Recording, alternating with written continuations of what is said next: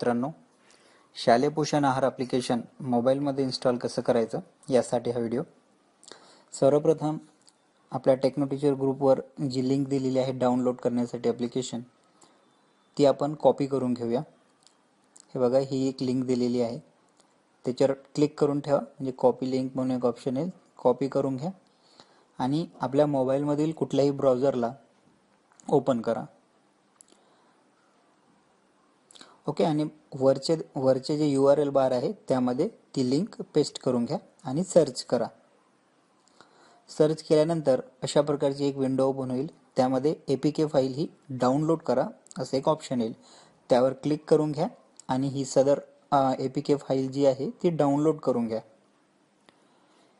आता मी डाउनलोड केलेली आहे ऑलरेडी, त्यामुळे मी डबल करत बसणार नाही। डाउनलोड केल्यानंतर ते जे ॲप्लिकेशन आहे इन्स्टॉल करून घ्या। सोपी पद्धत आहे। इन्स्टॉल केल्यानंतर या प्रकारे इथे तुम्हाला ते ॲप्लिकेशन दिसणार आहे, हे बघा। त्यानंतर बघा, पुढं ते ॲप्लिकेशन ओपन केल्यानंतर या प्रकारचा एक फॉर्म ओपन होईल, त्यामध्ये वर तुम्हाला शाळेचा UIC कोड आणि खाली तुमचा जो सरळला रजिस्टर मोबाईल नंबर आहे। आता जे नवीन शिक्षक आहेत, नवीन चार्ज घेणारे, त्यांनी जुन्या मुख्याध्यापकाचा नंबर टाकावा।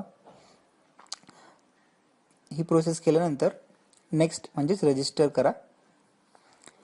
UIC कोड आणि फोन नंबर, मोबाईल नंबर टाकल्यावर रजिस्टर या बटनवर क्लिक केल्यानंतर एक वन टाइम पासवर्ड तुम्हाला या मोबाईल नंबरवर येणार आणि तो पुढे टाकायचा आहे आपल्याला आणि पुन्हा रजिस्टर करायचं आहे।